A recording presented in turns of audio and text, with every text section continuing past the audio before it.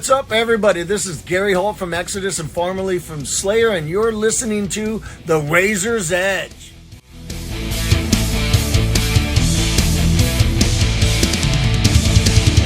Hi, it's Kat from The Razor's Edge, and I'm here with John from Warbringer. How are you? I'm doing pretty great. A little tired, but we had a good day. We played Bloodstock today, and it was killer. So if I'm not happy from that, nothing will make me happy. So you were on the main stage. It was a big crowd, and it was a lot of people hitting. They really packed it in, going for it. And they went for it. They started moshing before we got to the first beat. Like, we couldn't even get to the first riff before they started a pit. So that's, and I'm not even on the stage yet, and I'm looking at, I'm like, oh, it's going to be a good one. It's going to be a good one, definitely. How important is it for you to come and play in the UK and play at places like Bloodstock? Absolutely. I mean, it's a great way to, first, to just have a killer show. Yeah. UK, you know, I want to play metal for the people of Earth. Last time I checked, UK's on Earth, so I want to be there. Fantastic. You know, and Bloodstock was fantastic. Big crowd, great way to get ourselves across to people, show them what we're all about, because, you know, it's different to come to a large festival, seeing a whole plethora of bands, rather than going to a specific club show that you need to know is there and such, and won't get the level of promotion an event the size of Bloodstock does. Yeah. So people have been asking us for almost 20 years to come to Bloodstock, and I've always said, well, I wish I could just press that button and make it happen. We finally got the offer, and I think we showed well what we're made of, and had about as good of a response as we could possibly hope for. People went mental the whole time, and for a thrash metal band, that's exactly what you're after. Absolutely. Yeah. Wrath and Ruin's been out now. How has it been playing shows and playing the album? Is it something that you've been really excited to do? Absolutely, yeah. We've done a few different numbers from there. We played like 4 of the 8 songs from the record live at this point, and we're probably going to work in a couple other ones in the future. Sword and the Cross is like already a mainstay that we can't take out, and the addition of the physical sword really makes it stand out in the set. So we've been loving that. And I think it's just another, it's basically been received as another really strong addition into our catalog, and we're going to have probably one of the better solid runs in thrash. We have 7 records in a row, and we never went groove or industrial or alternative rock or anything as many bemoan that the original thrash genre did after a certain point. So we're just going to try to keep true to ourselves and progress in our own direction, and keep true to the fact that the band's called Warbringer, and you expect it to kick your ass, and you should expect that, and we want to do that. We want to keep that core thrash sound and that energy and aggression, while writing songs that you can feel, that mean something. I write the best rhymes I can. I try to be the most decipherable screamer you'll ever hear, and I reject the idea that extreme vocals in metal are like this afterthought, and we want to put every single element that's on that record. We really put it under the microscope and fine tune it, and I think Wrath and Ruin is the last 3 Warbringers for me are like the current era of the band, and it's what I'm most proud of. I'm really proud of all 7 of our records, and the last 3 in particular. I don't think you can find better thrash made this side of 2000. Yeah, no, definitely. But is it soon for us to be thinking about number 8 and what you're going to bring with the next one?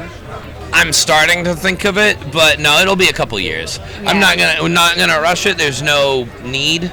People know what Warbringer sounds like. You can listen to me screaming at you for over 5 hours right now on disc, and that's not counting live or anything.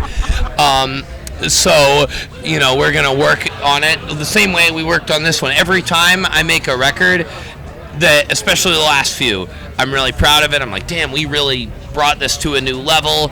I'm really proud of every song. I think if you go into our discography, the songs we don't play live, they're not any weaker than the ones we do. Yeah. We really try to make every song matter, every lyric cool, just everything as cool as we can, basically. And so to progress that and maintain it is a challenge. And the last few records, every time I finish it, I'm like, fuck, what am I going to do after this? How am I going to top this? And it takes me a while, and it takes us a while, but we've managed to come back with material we're really excited about. and it'll be probably 2 to 3 years is kind of what I'm aiming for the next one. But it'll be what it is, and if I don't think it's a worthy successor, I'm not going to put it out for you, you know. And absolutely, you've got to feel happy with what you've created, haven't you? There is, so you can put, once you've established yourself enough as a band, you can just put records out, and as long as it's like okay and maintains the core sound, it'll work. You'll get on tours. It can be good for the career and stuff. But I'm kind of looking at it as like, when I am dead, I want our band to be the sickest thrash band of our whole era, and that's my motivator above all else. So, you know, for me, it's just I won't do anything unless I think it's as good or better as what we've done before, hopefully the latter. And so I don't know exactly what the hell I'm going to do for that now, because I'm like, damn, we're about as good of a Warbringer as we can be right now, in my opinion. But we're going to keep pushing and see where that leads us. But you've had a really long career, and obviously we touched on it briefly, and we can talk about it in a bit more depth. Thrash metal as a genre has changed exponentially since the mid-80s, isn't it? It's gone through troughs and peaks, and as you said, people branched off into different subgenres. How do you feel it is now? Well, I think it's the same core thing as it's always been. Any record that was ever recorded still exists. Most of the stuff I draw on is not modern. I'm sort of a cross my arms and scowl old metal guy in terms of my taste. And that's not to disparage what anyone else likes, but for me, part of the reason we started playing music rooted in old school thrash metal is out of a feeling that metal had become very predictable and homogenous and very like computerized even, and I'm like, this sucks, this does not rock. Why is it that you would choose to take something like old school thrash, old school speed metal, old school death metal, all that stuff, and downgrade it in its modern form? And that's how I personally feel about it. So we're trying to basically, our band's mission statement is, well, imagine if thrash metal didn't diminish as a genre around, I don't know, 92 or whatever it was, and it continued in the direction it was going further. That's kind of the hypothetical that like Warbringer tries to answer. You know, how would it merge with emerging death and black metal stuff and melodic death and all the stuff that came after, you know, because we see that, we know that, and how do we get that all to fit into a package that still delivers the sheer just machine gun aggression and energy of thrash? And specifically too, when we say thrash, it's not a monolith, you know. Anthrax doesn't really sound anything like Demolition Hammer, does it? You know, it's a pretty wide genre. There's technical thrash, there's like punk leaning thrash, there's really long songs, there's really short songs, there's stuff with melodic singers, there's stuff with a guy who sounds like a rabid Wolverine on vocals, and everything in between. So it's actually one of the wider reaching metal genres, and then it kind of shares a border with every other one. There's black thrash, there's death thrash, there's power thrash, there's all of it, because it has that kind of natural flow into everything else. And I think Warbringer's taken advantage of that, because if you listen to our records, you'll see different songs do that. Yeah. You know. And I think, like you said there, we forget, you know, a lot of the early thrash bands, it was rooted in a lot of punk, wasn't it? It was very ballsy, it was very, we're not conforming. Absolutely. You know, we're absolutely in your face. Yeah. And I'll say this too. I think a lot of metal with the, you know, the Satan stuff, like Satan's a cartoon character as far as I'm concerned, may have been socially relevant if we have an evangelical society. We don't really right now. It doesn't shock anyone if I'm like, you know, Christ raping, nun fucking, whatever. That's stock at this point. And so to me, I'm like, well, one of the things that was in thrash from its punk roots is anger at the real world. And one of the things too, very often I've heard people say, oh, this genre is like a relic of the 80s or something. I'm like, okay, let's look at the stuff that thrash and punk bands from the 80s were pissed about in their songs. And you'll find a lot of like government corruption, warfare and weaponry, fear of nuclear annihilation, and environmental collapse, and then the despair of modern life. Yeah. And I'm like, none of those things has been solved. In fact, probably all of them have gotten worse. So to me, the idea that this is some relic or a relevant feeling, I'm like, absolutely not. Yeah. And most of Warbringer's stuff is very focused. I write some fantasy here and there, but it's mostly very like either historical or present social conditions. The anger that I feel stemming from that, I try to write that as honestly and directly as I can. And to me, that's part of the artistic wind in the sails. Why am I screaming in a mic in the first place? Because well, plenty of good reasons. I would say people, my stock line here is people say, why are you into this furiously angry music? And I'm like, are you looking around? Why aren't you? I couldn't agree with you more. And a lot of the time, like you said, a lot of the times the genre doesn't quite get taken seriously, but when we look back and you've got songs like Critical Mass that we're talking about when the sun burns red. Yeah, exactly. So I'm really glad that people were kind of seeing that now and seeing that these social, economic issues were being talked about back then and still are. And that's Thrash's punk roots right there, and that's one of the strongest elements, is that anger comes from something real that you feel in your daily life because it's affecting you, because basically the people of the modern world get a worse deal than they should. Yeah, absolutely. I couldn't agree with you more, and I'm really glad that some of us still get that, right? And we're gonna, as an American, my health care plan is don't get sick, and please donate to my GoFundMe if I do, God forbid. And but my country has extremely advanced weapons in development. I was just saying to someone else, like, imagine if they try. There is I'll go off a bit. In the 60s in Vietnam, they had something called a guava bomb. Yeah. This thing splits into about 600,000 different fragments. They manufactured during this conflict more guava bombs than the population of South Vietnam. But we can't, we still have homeless people, and when you look at that, if that doesn't make you angry, I don't understand you. Absolutely. Best thing Ronald Reagan ever gave us was probably thrash metal, right? Sure. Yeah. Oh yeah, indeed. Indeed. Definitely. Thrash metal and punk. Yeah. It came out of that whole thing, and I think it's the only good, perhaps. Maybe now the current climate might be encouraging people to be more open and be more honest, like bands like yourselves, and talk about what's going on around them. Yeah, and not to be afraid about it, and not to let metal be an aesthetic. It's an artistic message. It's real. The reason I connect, in my opinion, to brutal ass extreme music is because I have this anger inside me, and that anger's inside me because of the world I live in and because of my life. And it's legitimate, and it's not some teenage angst thing. I'm 38, right? Still a baby. Yeah. So that's my answer to that. And this isn't to say everything needs to be all serious, but Warbringer is. We are not a pizza thrash band. We are not here to party. We're here to embody the military-industrial complex evil of the world and throw it in your face in all its horror. No, definitely. Yeah. We saw you personally with Decapitated. Really great tour. How was that to tour that with those guys? It was quite fantastic. So first off, I learned that even though Polish is totally incomprehensible to me, I'm not great with foreign language. I'm still learning English to people, right? As I can't always perfectly express myself. But I've learned that in Poland, if you just say kurwa every fourth word, that seems to be about how they talk, which is something like fuck. I learned something now. There it is.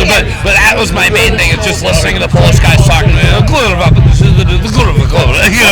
over and over. So that was it. And they were wonderful and friendly guys, Cryptopsy as well as the opener, Carnation.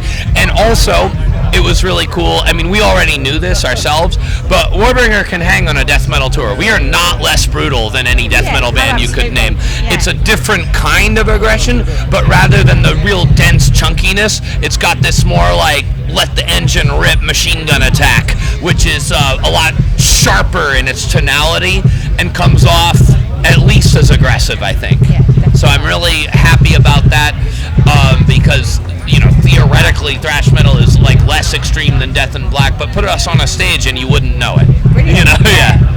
What can we expect of you in the next 12 months? I know you've been really busy, you've had summer festivals and stuff, but is there anything that you're going to be up to?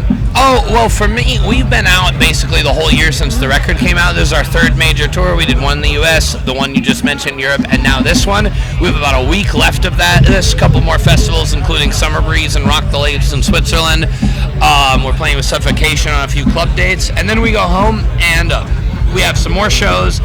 Nothing on this side of the pond, where America shows, and it's just a few gigs, honestly. Some pretty cool ones. We have Blades of Steel Festival, and we're also playing with Razor and Asphyx back in Los Angeles. So that's gonna be a cool gig. With Razor, definitely, yeah. Yeah, absolutely. A band I quite enjoy, and so that's really exciting. I really like Asphyx as well. So really cool show there, and I think we go to Mexico after that, and as well as next year in April we go to Australia. But I think I don't think we're doing any more full-length tours for this year, as we've just been out for almost 6 months. Oh, it's exhausting, right? It must be. I'm fine. You love it. Yeah. Yes, but no. You know. And I'm looking forward to spend some time with my wife at my home and stuff. I live in the forest, and I want to, work on barbecuing stuff I haven't made before and things like that. And finishing tiling my floor. Actually, I'm doing it myself. I'm learning how. We bought an abandoned house on 3 acres on a lake, which is the only way we could afford it, because it had been abandoned for 13 years, and so I've been working on that thing for 2 years. I cut down like 50 trees on the property with a hand saw, and you have to render them down yourself, because we're off a dirt road. We don't have a trash service, but we got chickens, and we're like growing food and stuff, and that's part of I think that relates to the art of the band, in that I have this desire to want to like disconnect from commercial industrial civilization, because I fucking hate it. Yeah. I'm with you, totally. So and if you listen to our song Cage of Air, the middle part about the forest, that's my own writing about my own personal journey. And the thing is, even though I live in the forest and I see deer in my yard and everything, the bank still owns my ass, and I'm still not secure. And if my wife or I our health should fail, or our employment should fail, we're gonna be a homeless person that gets passed by on the street and not cared about, and no one should be. And that's so if you listen to that song Cage of Air, that's you'll never escape the cage part. The cage is invisible and financial, and I hate it. And but I'm going to take the degree of freedom I can and try to disconnect from these structures to the greatest extent that I'm able, for my own sanity and well-being. Yeah. Great interview. I've really enjoyed talking to you. Oh, thank you. But finally, I want to ask you one last question. We're asking everybody this at the festival. Okay. We just lost Ozzy Osbourne. We're in the Midlands, big icon. What did Ozzy and Black Sabbath mean to you, John? Well, I'll tell you. Yesterday we played a pub show in Birmingham as a warm-up for Bloodstock, and we went and visited the bridge, and I kind of reflected on my own metal journey. And I started with Black Sabbath after I had a high school nu metal phase, but my journey with what I would consider proper metal begins with Black Sabbath at Ozfest 2001 when I was a teenager. I saw him there, and I felt the power of the riff that is the definitive thing of the metal genre. And I went from there, and I got super into Black Sabbath and Ozzy Osbourne. So just quite frankly, that was my gateway to the metal genre. I don't think you could have a better starting point than the beginning. And it's really strange to see the passing of an era from where the original metal band goes from being a band which still exists, which is still around, that you can still see, to one that you can't. It certainly is I think of almost like the elves passing to the Grey Havens in Lord of the Rings or something. I imagine those who know will see the metaphor there. And I don't really have proper words for it, but I guess that I can lend a positive note that it's wonderful to see the global outpouring of support, and what that comes from is a worldwide acknowledgement of the artistic importance and achievement of what these guys, Black Sabbath and Ozzy Osbourne, achieved together. And that's just something really special, and I'm glad that I see myself as a branch off of that tree. I see what we do as being from that line, where it's about the power of the riff, and all the stuff I was talking about, the metal does, the feelings it addresses, I get all of that from Black Sabbath. It's right there in the roots, and to me, I don't want to break from those roots ever. For me, if you are off the tree of Black Sabbath, you're not heavy metal. And And it's really good you Yeah. can see a positive. I feel the same as you. Wasn't it great that we managed to exist in the same time frame as them? Absolutely. Yeah, I got to definitely. see it live, and Yeah. it set me to being here. So to say it changed my life is objectively true. Brilliant. You know. Well, thank you so much for your time, John. We'll look forward to album number 8 when it finally hits, and enjoy your break. You're gonna have to get on a couple more tours from album 7. Brilliant. Because we're gonna work it for a couple years, and we'll try to make album 8 as good as we can for you. Fabulous. Keep it heavy, all, and thanks for the interview. Thank you.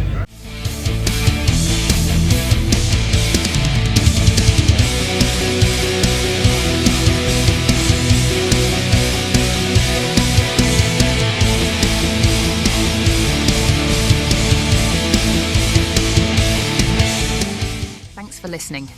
Make sure you keep up to date with all of our interviews by subscribing to our channel.